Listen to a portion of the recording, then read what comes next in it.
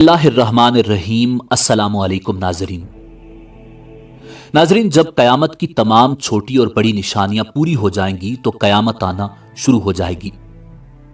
قیامت کی ابتدا نفخ سور سے ہوگی، جس کے بارے میں امام الانبیاء جناب محمد الرسول اللہ صلی اللہ علیہ وآلہ وسلم نے ارشاد فرمایا، اللہ تعالیٰ کے 4 مقرب فرشتوں میں سے حضرت اسرافیل علیہ السلام سور منہ میں لیے اپنی پیشانی جھکائے کان اللہ تعالیٰ کے حکم پر لگائے ہوئے ہیں۔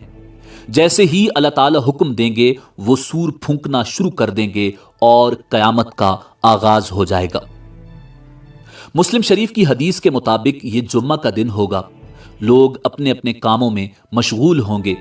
اچانک مشرق و مغرب کے تمام لوگ ایک لمبی آواز سنیں گے جو آہستہ آہستہ اونچی ہوتی جائے گی۔ اس نامانوس آواز کی ہولناکی اور سختی کی وجہ سے لوگوں میں اضطراب اور بے چینی پھیلنی شروع ہو جائے گی۔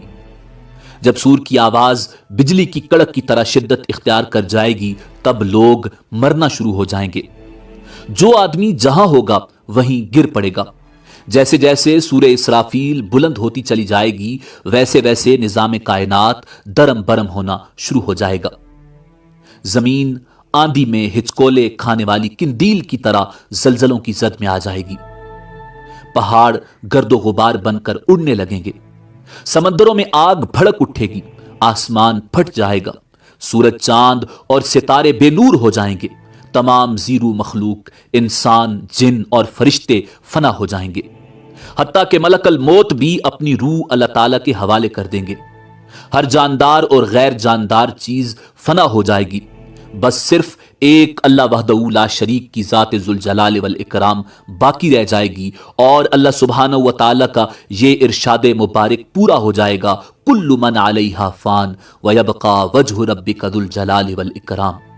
ہر چیز جو اس زمین پر ہے فنا ہونے والی ہے اور صرف تیرے رب ذوالجلال والاکرام کی ذات ہی باقی رہنے والی ہے۔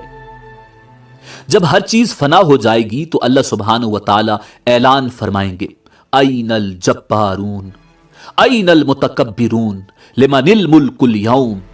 دنیا میں جبار بننے والے کہاں ہیں؟ دنیا میں متکبر بننے والے کہاں ہیں؟ آج کے روز بادشاہی کس کی ہے؟ طویل سناٹے کے بعد اللہ سبحانہ و تعالی خود ہی اس سوال کا جواب ارشاد فرمائیں گے، للہ الواحد القہار۔ آج کے روز بادشاہت صرف اللہ واحد اور قہار کی ہے۔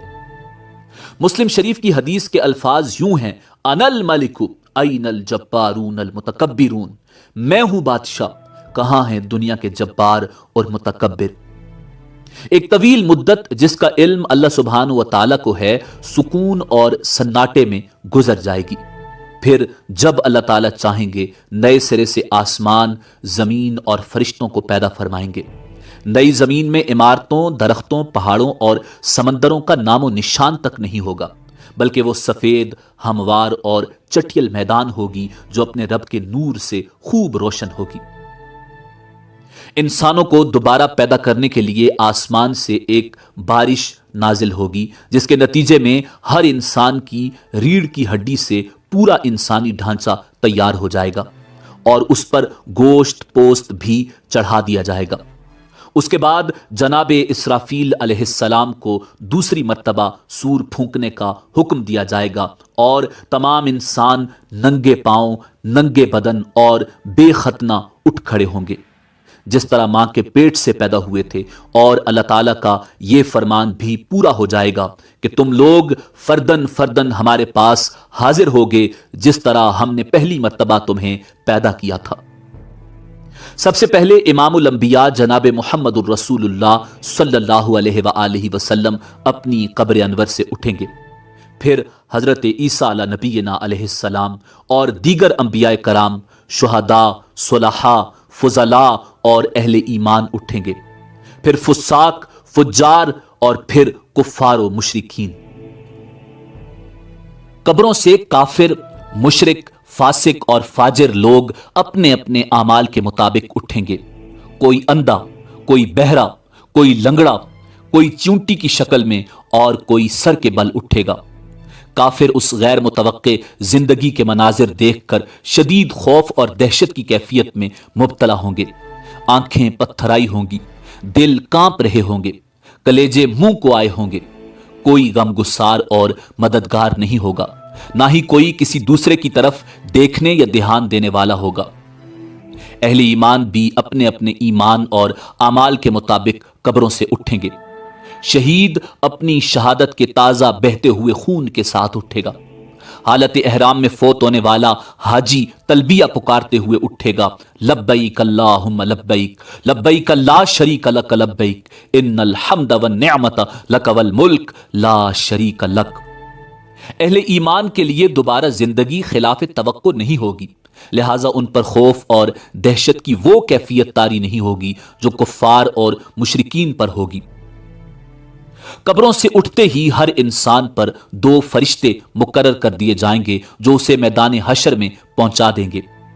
یاد رہے کہ ملک شام کا علاقہ میدان حشر ہوگا، لوگوں کو اپنی اپنی قبروں سے اٹھ کر وہیں پہنچنا ہوگا۔ کفار میں سے جو لوگ اپنی قبروں سے اندھے اٹھیں گے وہ ٹھوکریں کھاتے گرتے پڑتے وہاں پہنچیں گے۔ جو لوگ چونٹیوں کے جسم میں اٹھیں گے وہ لوگوں کے پاؤں تلے روندے اور کچلے جا رہے ہوں گے، اور جو لوگ سر کے بل اٹھیں گے وہ انتہائی ذلت اور رسوائی کے ساتھ یہ سفر طے کریں گے۔ بعض کافروں کو آگ ہانک کر میدان حشر میں لے جائے گی۔ کافر جہاں کہیں تھک ہار کر رکیں گے آگ بھی رک جائے گی، اور جہاں چلیں گے آگ بھی ان کے ساتھ چلنا شروع کر دے گی۔ اہل ایمان بھی اپنے اپنے عقائد اور اعمال کے مطابق میدان حشر میں پہنچیں گے۔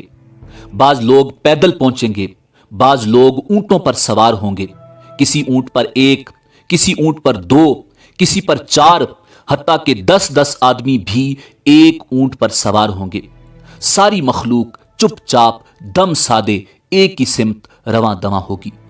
کسی کو اونچی سانس لینے کی بھی مجال نہیں ہوگی۔ ہر آدمی کو احساس ہوگا کہ آج امتحان زندگی کا نتیجہ نکلنے والا ہے۔ جب ساری مخلوق میدان حشر میں پہنچ جائے گی تو اعلان کیا جائے گا، وَامْتَازُوا الْيَوْمَ أَيُّهَا الْمُجْرِمُونَ، مجرموں آج کے روز تم نیک لوگوں سے الگ ہو جاؤ۔ سب لوگ الگ الگ گروہوں میں تقسیم کر دیے جائیں گے۔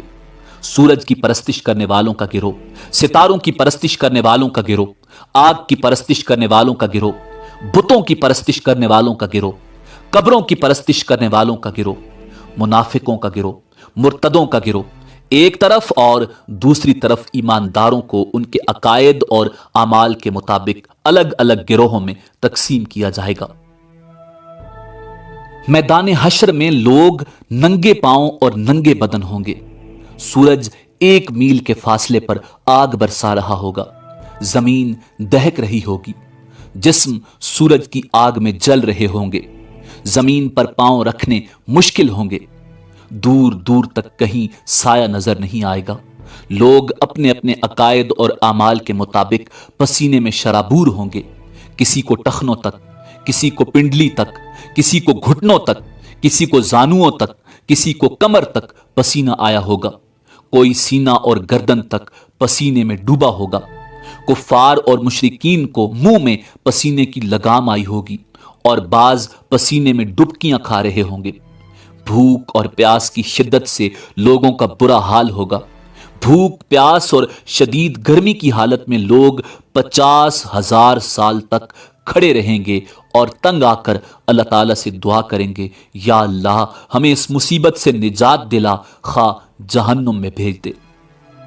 یاد رہے آج سورج کا ہماری زمین سے فاصلہ 9,30,00,000 میل ہے۔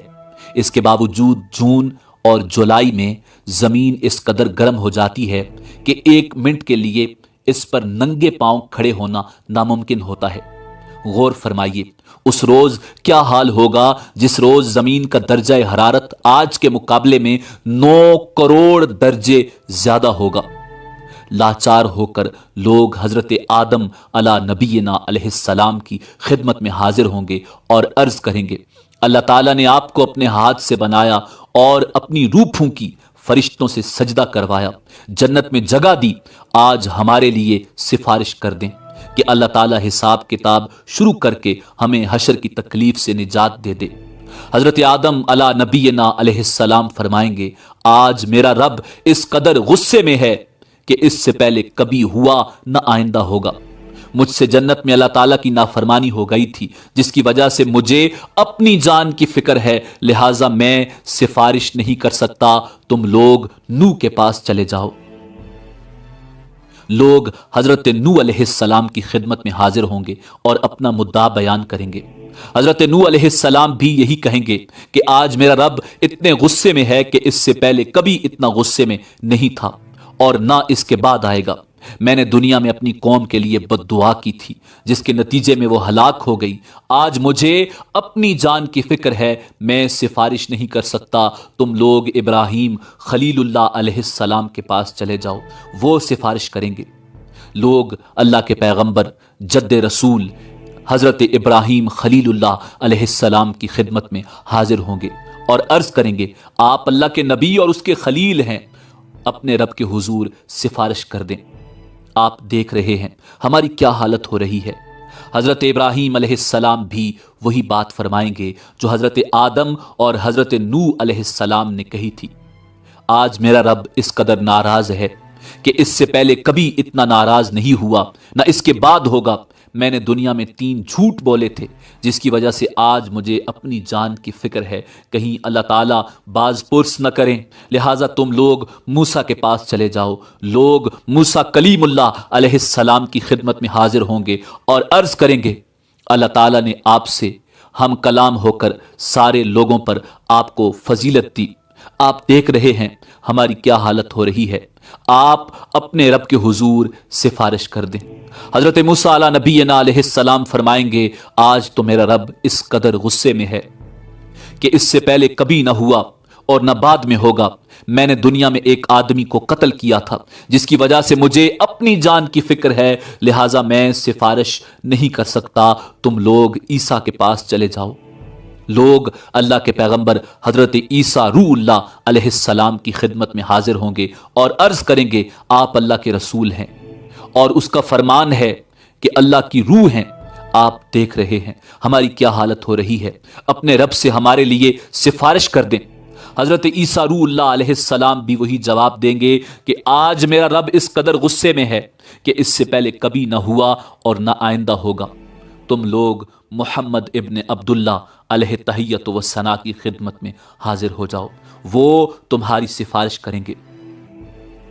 لوگ سید الانبیاء رحمت للعالمین شفیع المسلمین کی خدمت میں حاضر ہوں گے اور عرض کریں گے آپ اللہ کے رسول اور خاتم الانبیاء ہیں، اللہ نے آپ کے اگلے پچھلے سارے گناہ معاف فرما دیے ہیں، آپ دیکھ رہے ہیں ہماری کیا حالت ہو رہی ہے، اپنے رب کے حضور سفارش کر دیجئے کہ وہ ہمارے حساب کتاب کا آغاز فرمائے۔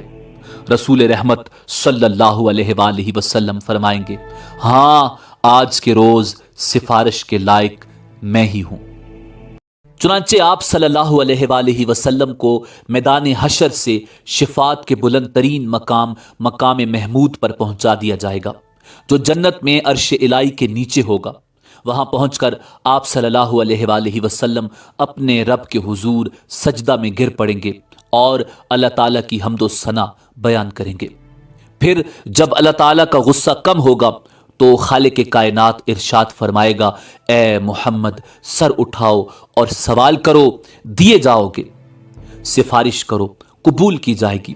یہی شفاعت کبریٰ ہوگی۔ شفاعت کبریٰ کی منظوری کے بعد رسول اکرم صلی اللہ علیہ وآلہ وسلم مقام محمود سے میدان حشر میں واپس تشریف لائیں گے۔ اس کے بعد حق تعالی فرشتوں کی میت میں میدان حشر میں نزول اجلال فرمائیں گے۔ فرشتے زمین کے دور و نزدیک کناروں پر صف بستہ کھڑے ہوں گے۔ 8 فرشتوں نے اللہ تعالی کا عرش تھام رکھا ہوگا۔ عدالت الہی قائم ہو جائے گی۔ ملائکہ، انبیاء، اولیاء اور صلحاء کو بطور گواہ طلب کر لیا جائے گا۔ فرشتوں کو حکم ہوگا کہ وہ لوگوں میں ان کے نامہ اعمال تقسیم کر دیں۔ اہل ایمان کو سامنے سے اور دائیں ہاتھ میں نامہ اعمال دیا جائے گا اور کفار و مشرکین کو پشت کی طرف سے بائیں ہاتھ میں نامہ اعمال دیا جائے گا۔ नामा अमाल पर नजर डालते ही हर आदमी के सामने उसकी सारी जिंदगी पेश हो जाएगी। भूले बिसरे माजी की सारी यादें ताजा हो जाएंगी। अहले ईमान के रोशन चेहरे कुछ और भी रोशन और तरोताजा हो जाएंगे और वो खुशी खुशी दूसरों को अपना अमालनामा दिखाएंगे और कहेंगे, हा उमुक़रऊ किताबिया, लोगो आओ मेरा नामा अमाल पढ़ो। कुफार व मुशरिकीन के चेहरों की स्याही में और भी कुछ इजाफा हो जाएगा। जिल्लत उनके चेहरों पर छा जाएगी। हसरत व निदामत से वो अपने हाथों को चबाएंगे और कहेंगे, काश मैं अपना नामा अमाल न देखता। या लैतनी लम ऊत किताबिया, मैं अपना नामा अमाल न देखता, मुझे अपना नामा अमाल न दिया जाता। वलम अदरी मा हिसाबिया, और काश मैं ना जानता कि मेरा हिसाब क्या है। कुफ्फार मुशरिकीन बार बार अपने नामा अमाल को देखेंगे और ताज्जुब से कहेंगे कि ये कैसा अजीब व गरीब नामा अमाल है जिसमें हर छोटा बड़ा अमल लिखा हुआ मौजूद है। या वैलता माली हादल किताबी ला युगादिरु सगीरतन वला कबीरतन इल्ला अहसाहा, हाय हमारी कमबख्ती, ये नामा अमाल कैसा है, कोई छोटे से छोटा या बड़े से बड़ा अमल ऐसा नहीं जो इसमें शामिल ना हो। अमाल नामों की तकसीम के बाद सवाल जवाब का सिलसिला शुरू होगा। अल्लाह सुब्हानहू व तआला जिस से चाहेंगे बगैर किसी तर्जुमान के बराह रास्त सवाल करेंगे। सबसे पहले मुशरिकों से पूछा जाएगा कि उन्होंने शिर्क क्यों किया। मुशरिक इनकार कर देंगे और अल्लाह ताला की कसम खाकर कहेंगे, हमने तो कभी शिर्क नहीं किया। वल्लाहि रब्बिना मा कुन्ना मुशरिकीन, अल्लाह ताला किरामन कातिबीन को गवाही के लिए बुलाएंगे। वो मुशरिकों के शिर्क की गवाही देंगे, लेकिन मुशरिक फिर इनकार कर देंगे। शिर्क से भरपूर किरामन कातिबीन का तैयार किया हुआ नामा अमाल उनके सामने रख दिया जाएगा। मुशरिक उससे भी इनकार कर देंगे। फिर उस दौर के अंबिया, उलमा और औलिया को गवाही के लिए बुलाया जाएगा, तो वो उनके शिर्क की गवाही देंगे, लेकिन मुशरिक उससे भी इनकार कर देंगे। फिर कब्र या मिज़ार की वो जगह जहां शिर्क किया जाता था गवाही के लिए लाई जाएगी, वो भी मुशरिकों के शिर्क की गवाही देगी, लेकिन मुशरिक उसका भी इनकार कर देंगे और अल्लाह ताला से मुखातिब होकर कहेंगे, या अल्लाह, क्या तूने अपने बंदों को जुल्म से पनाह नहीं दी। अल्लाह ताला इरशाद फरमाएंगे, हाँ मैंने अपने बंदों को जुल्म से पनाह दी है। मुशरिक कहेंगे, आज हम अपनी जात के अलावा किसी दूसरे की गवाही को तस्लीम नहीं करेंगे। अल्लाह ताला उनकी जबानों पर मोहर लगा देंगे और उनके आज़ा को बोलने का हुक्म देंगे। तब मुशरिकों के आज़ा गवाही देंगे कि हाँ वाकई ये शिर्क करते थे, और यूं उन पर जहन्नुम वाजिब हो जाएगी। मुशरिक अपने आज़ा को लान तान करेंगे कि हम तो तुम्हें जहन्नुम से बचाने की कोशिश कर रहे थे। जवाब में आज़ा कहेंगे, जिस अल्लाह ने तुम्हें कुव्वत गोयाई अता फरमाई है उसने हमें बोलने का हुक्म दिया था, हम कैसे इनकार कर सकते थे। एक मुनाफिक से अल्लाह ताला सवाल करेंगे, क्या मैंने तुझे दुनिया में इज्जत, हुकूमत, अहलो अयाल और मालो दौलत नहीं दिया था। वो अर्ज करेगा, क्यों नहीं या अल्लाह, सब कुछ दिया था। अल्लाह ताला दूसरा सवाल पूछेंगे, क्या तुझे यकीन था कि कयामत आएगी और अल्लाह ताला के सामने जवाबदेही होगी। मुनाफिक कहेगा, हाँ या रब, मुझे यकीन था, मैंने तेरा कलमा पढ़ा, तेरी किताब पर ईमान लाया, तेरे रसूल पर ईमान लाया, नमाज पढ़ी, रोजे रखे, ज़कात दी। मुनाफिक अपनी तारीफें करने में पूरा जोर बयान सर्फ कर देगा। अल्लाह ताला इरशाद फरमाएंगे, अच्छा जरा ठहरो, हम कुछ और गवाह लाते हैं। मुनाफिक अपने दिल में सोचेगा कि मैं तो मुसलमानों के साथ मिलकर नमाज रोजा करता रहा, आज मेरे खिलाफ गवाही कौन देगा। अल्लाह ताला उसके मुंह पर मोहर लगा देंगे और उसकी रान को बोलने का हुक्म देंगे। चुनाचे उसकी रान, उसके बदन का गोश्त, उसके बदन की हड्डियां और उसके जिस्म का रुआं रुआं उसके निफाक की गवाही देगा कि एक तरफ तो ये नमाज रोजा करता रहा और दूसरी तरफ कुफ्फार से दोस्ती पर नाजा था और उनके मफादात का तहफ़्फ़ुज़ करता रहा, मुसलमानों को धोखा देता रहा और उनसे गद्दारी करता रहा। अल्लाह ताला उस पर सख्त गज़बनाक होंगे और उस पर जहन्नुम वाजिब हो जाएगी। अहले ईमान से सवाल जवाब का अंदाज बिल्कुल मुख्तलिफ होगा। ایک مومن آدمی کو اللہ تعالیٰ اپنے قریب بلا کر اس پر اپنا دامن رحمت ڈال دیں گے اور سوال کریں گے تو نے فلاں گناہ کیا تھا، تو نے فلاں گناہ کیا تھا؟ مومن عرض کرے گا ہاں یا اللہ کیا تھا۔ اللہ تعالیٰ اس کے ایک ایک گناہ کے بارے میں سوال کریں گے اور وہ اقرار کرتا چلا جائے گا اور سوچے گا کہ اب تو وہ ضرور ہلاک ہو جائے گا۔ آخر میں اللہ تعالیٰ ارشاد فرمائیں گے میں نے تیرے گناہوں پر دنیا میں بھی پردہ ڈالا ہوا تھا اور آج بھی پردہ ڈال رہا ہوں، اور اسے جنت میں بھیج دیا جائے گا۔ افراد کے علاوہ انبیاء اور رسل کی تکذیب کرنے والی اقوام سے بھی سوال و جواب ہوں گے۔ قوم نوح سے سوال ہوگا تم نے پیغمبر کی تکذیب کیوں کی؟ اور وہ حضرت نوح علیہ السلام اور ان کی دعوت کا انکار کریں گے۔ اللہ تعالیٰ حضرت نوح علیہ السلام سے فرمائیں گے نوح اپنے حق میں گواہی لاؤ۔ حضرت نوح علیہ السلام عرض کریں گے میری گواہی امت محمدیہ ہے۔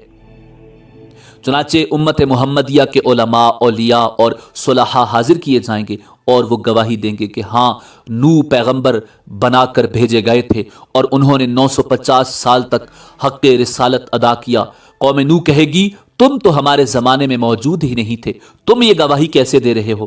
اس پر رسول اکرم صلی اللہ علیہ وآلہ وسلم کو لایا جائے گا اور وہ اپنی امت کی صداقت کی گواہی دیں گے کہ میری امت نے قرآن مجید کی روح سے بالکل سچی گواہی دی ہے۔ رسول اکرم صلی اللہ علیہ وآلہ وسلم کی اس گواہی کے بعد قوم نوح لاجواب ہو جائے گی اور مجرم قرار پا کر جہنم میں ڈال دی جائے گی۔ ایسا ہی معاملہ قوم ہود، قوم صالح، قوم شعیب، قوم لوط اور دوسرے انبیاء کی اقوام کے ساتھ ہوگا۔ جرم ثابت ہونے کے بعد کافر بارگاہ الہی میں درخواست کریں گے اے ہمارے رب، ہم نے سب کچھ دیکھ اور سن لیا، بس ایک دفعہ ہمیں دنیا میں واپس بھیج دے، ہم ضرور نیک عمل کریں گے۔ ارشاد ہوگا یہ ممکن نہیں، اب تو تمہیں اپنے کرتوتوں کا ہمیشہ ہمیشہ کے لیے مزہ چکھنا ہوگا۔ کفار دوسری درخواست یہ کریں گے یا اللہ ہماری گمراہی کے ذمہ دار ہمارے پیشوا اور لیڈر ہیں، انہیں ہماری نسبت دوہرا عذاب دیا جائے۔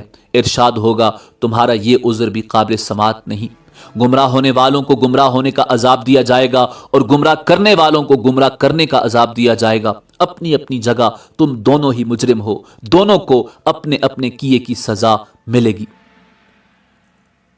حشر میں اس قسم کے سوال و جواب کے علاوہ دیگر اعمال کا حساب کتاب بھی ہوگا۔ حقوق اللہ میں سے نماز کا حساب سب سے پہلے ہوگا۔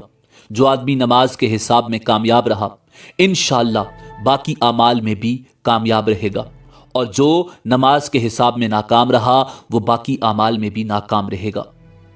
ارشاد نبوی صلی اللہ علیہ وآلہ وسلم ہے نماز جنت کی کنجی ہے۔ حقوق العباد میں سے سب سے پہلے قتل کا حساب لیا جائے گا، اس کے بعد دوسرے اعمال کا۔ مقتول کو قاتل سے، مظلوم کو ظالم سے، مجبور کو جابر سے، محکوم کو حاکم سے اس کا حق دلوایا جائے گا۔ اللہ تعالیٰ فرمائے گا میں بادشاہ ہوں اور حقوق دلوانے والا ہوں، آج کوئی جہنمی اس وقت تک جہنم میں نہیں جا سکتا جب تک کسی جنتی کو اس کا حق نہ دلوا دوں، اور کوئی جنتی اس وقت تک جنت میں نہیں جا سکتا جب تک کسی جہنمی کو اس کا حق نہ دلوا دوں۔ چھوٹے سے چھوٹے ظلم اور معمولی سے معمولی زیادتی کا حق بھی اللہ تعالیٰ حقدار کو دلوا کر چھوڑیں گے۔ اگر کسی نے پیلو کی ٹہنی کے برابر کسی کا حق غصب کیا ہوگا یا کسی کی بے عزتی کی ہوگی تو اللہ تعالیٰ اس کا بدلہ بھی دلوائیں گے۔ اگر کسی نے کسی جانور پر ظلم کیا اور زیادتی کی ہوگی تو اس جانور کا بدلہ بھی اللہ تعالیٰ لے کے چھوڑیں گے۔ حتیٰ کہ اگر کسی جانور نے کسی جانور پر ظلم کیا ہوگا تو ان جانوروں کو بھی ایک دوسرے سے حقوق دلوانے کے لیے زندہ کیا جائے گا اور مظلوم جانور کو ظالم جانور سے بدلہ دلوایا جائے گا۔ اس کے بعد انہیں دوبارہ مرنے کا حکم دیا جائے گا۔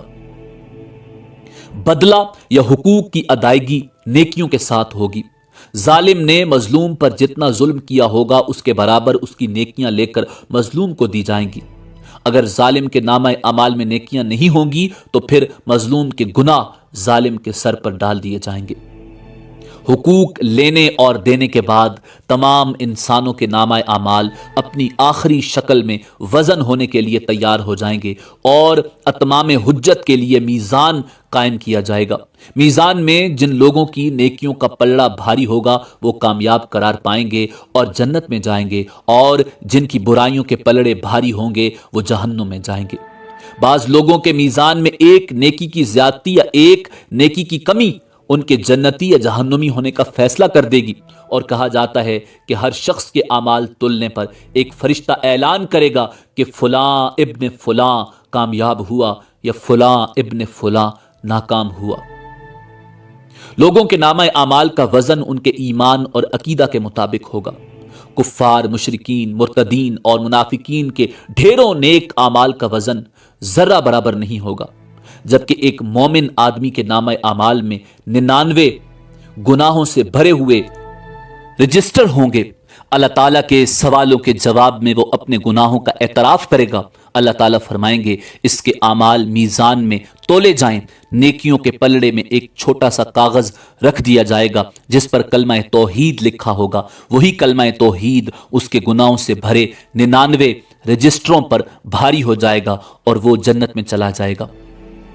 میزان ان 3 جگہوں میں سے ایک ہے جس کے بارے میں اللہ تعالیٰ کے رسول امام الانبیاء جناب محمد الرسول اللہ صلی اللہ علیہ وآلہ وسلم نے ارشاد فرمایا کہ وہاں کوئی آدمی کسی دوسرے آدمی کو یاد نہیں کرے گا، نہ اس کی مدد کرے گا، نہ اس کے کام آئے گا۔ اگر کسی آدمی کی ایک نیکی میزان میں کم ہو گئی تو سارے میدان حشر میں کوئی بھی اسے ایک نیکی دینے کے لیے تیار نہیں ہوگا، نہ بیٹا، نہ بیٹی، نہ بیوی، نہ کوئی دوست، نہ کوئی پیر و مرشد، نہ کوئی رشتہ دار، بلکہ سب ایک دوسرے سے دور بھاگیں گے۔ سب سے آخری اور مشکل ترین مرحلہ صراط کا ہوگا۔ ہر آدمی کو پل صراط سے ہی گزر کر جنت میں جانا ہوگا۔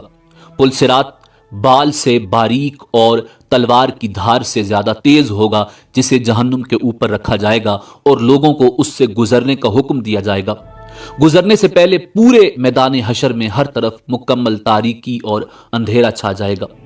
ہر آدمی کو اس کے عقیدہ اور اعمال کے مطابق صراط سے گزرنے کے لیے نور دیا جائے گا۔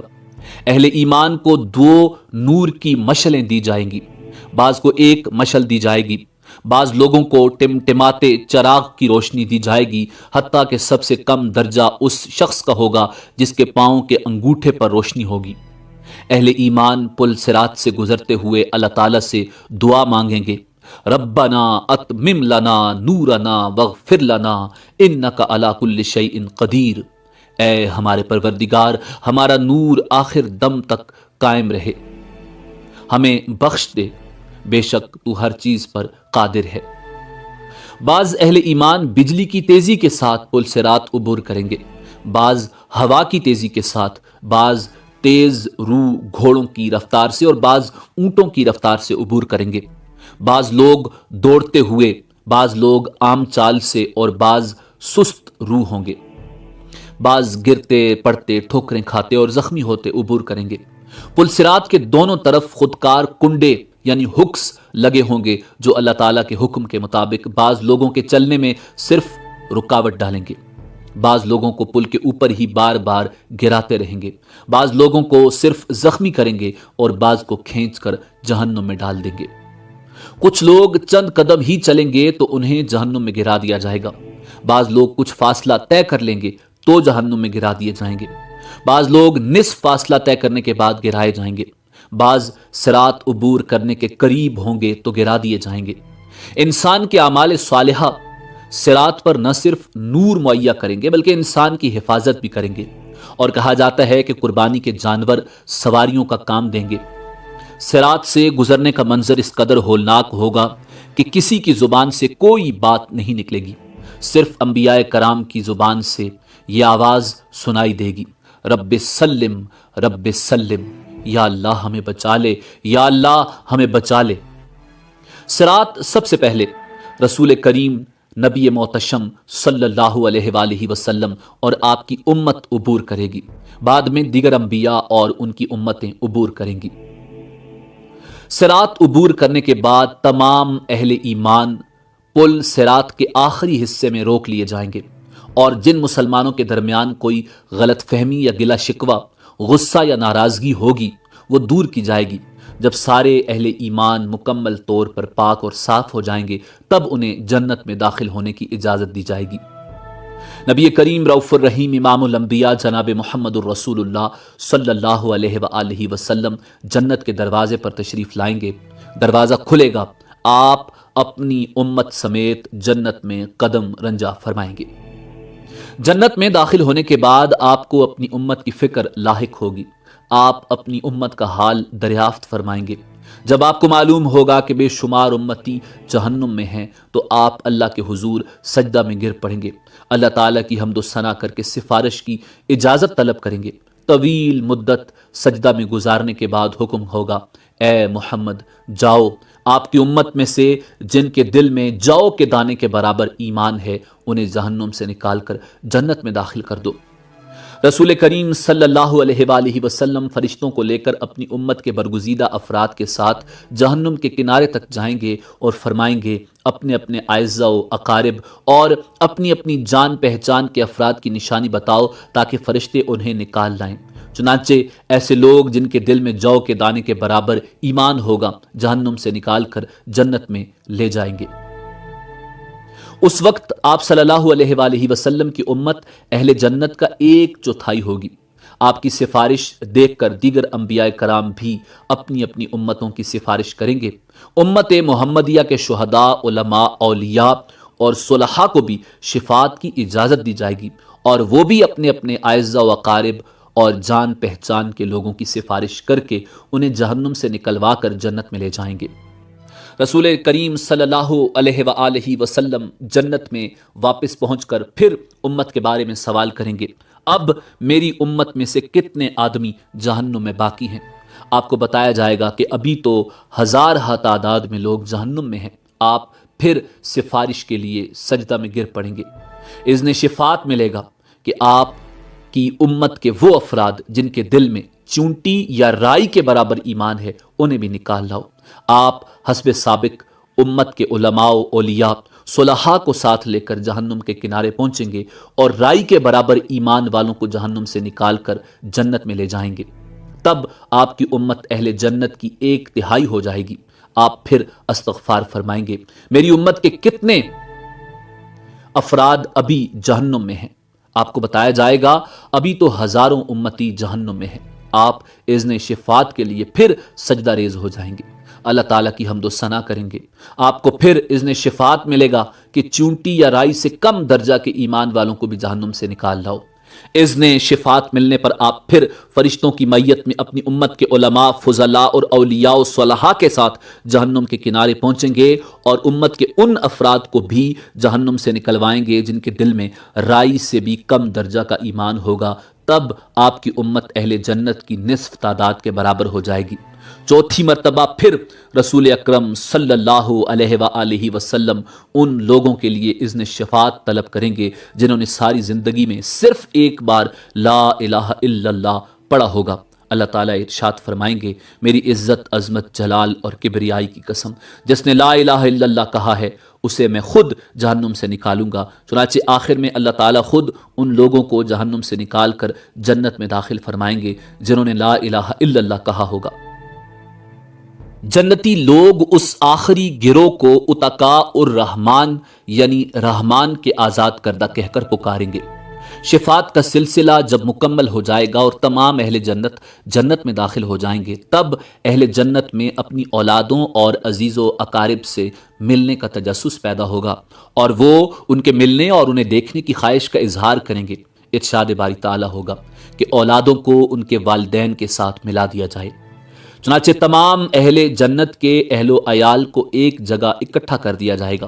اہل جنت کے جنت میں آباد ہو جانے کے بعد اور اہل جہنم کے جہنم میں پہنچنے کے بعد سب کو آواز دی جائے گی، اے اہل جنت جنت کے کنارے پر آ جاؤ، اے اہل جہنم جہنم کے کنارے پر آ جاؤ۔ دونوں فریق جب کناروں پر پہنچیں گے، ایک سفید مینڈا لایا جائے گا جس کے بارے میں سوال کیا جائے گا، اے اہل جنت، اے اہل جہنم، بتاؤ یہ کون ہے؟ کہیں گے یا اللہ یہ موت ہے۔ اس کے بعد اللہ تعالیٰ اس مینڈے کو ذبح کرنے کا حکم دیں گے۔ مینڈے کو ذبح کرنے کے بعد اعلان کر دیا جائے گا، اے جنت والو، تمہارے لیے ہمیشہ ہمیشہ کے لیے جنت ہے، تمہیں کبھی موت نہیں آئے گی، اور اے جہنم والو، تمہارے لیے ہمیشہ ہمیشہ کی جہنم ہے، تمہیں بھی کبھی موت نہیں آئے گی۔ یہ سن کر جنتی لوگ اس قدر خوش ہوں گے کہ اگر خوشی سے مرنا ممکن ہوتا تو جنتی لوگ خوشی سے مر جاتے۔ جہنمی یہ اعلان سن کر اس قدر مغموم ہوں گے کہ اگر غم سے مرنا ممکن ہوتا تو جہنمی لوگ غم سے مر جاتے۔ آخرت کے شدید مصائب و آلام کے مقابلے میں دنیا کے مصائب و آلام نہ صرف عارضی بلکہ بہت ہی کم تر درجے کے ہیں۔ آخرت کی لازوال اور ابدی نعمتوں کے مقابلے میں دنیا کی نعمتیں بالکل عارضی اور کم تر درجے کی ہیں۔ پس عقل مند لوگ وہی ہیں جو نہ تو دنیا کے مصائب و آلام سے گھبرا کر اللہ اور اس کے رسول کی نافرمانی میں پڑیں، اور نہ ہی دنیا کی رنگینیوں کے فریب میں مبتلا ہو کر اللہ اور اس کے رسول کو ناراض کر بیٹھیں، بلکہ دونوں حالتوں میں ان کی نگاہ آخرت کے آنے والے مراحل پر رہے۔ حضور نبی کریم صلی اللہ علیہ وآلہ وسلم سے دریافت کیا گیا، یا رسول اللہ، مومنوں میں سب سے زیادہ عقل مند کون ہے؟ آپ نے ارشاد فرمایا، جو موت کو زیادہ یاد کرتا ہو اور جو موت کے بعد آنے والے وقت کے لیے اچھی طرح تیاری کرتا ہو، وہ سب سے زیادہ عقل مند ہے۔ ناظرین، آخر میں اس بات کی وضاحت ضروری ہے کہ نفخ اولا سے لے کر جنت یا جہنم میں داخل ہونے تک کے تمام واقعات اور مراحل کی ترتیب کا ٹھیک ٹھیک تعین کرنا بہت مشکل ہے۔ اسی امید کے ساتھ اجازت دیجیے کہ آپ کو ہماری ویڈیو پسند آئی ہوگی۔ اللہ رب العزت کے حضور دعا ہے کہ پروردگار عالم ہمیں آخرت کی تیاری کرنے کی توفیق عطا فرمائے۔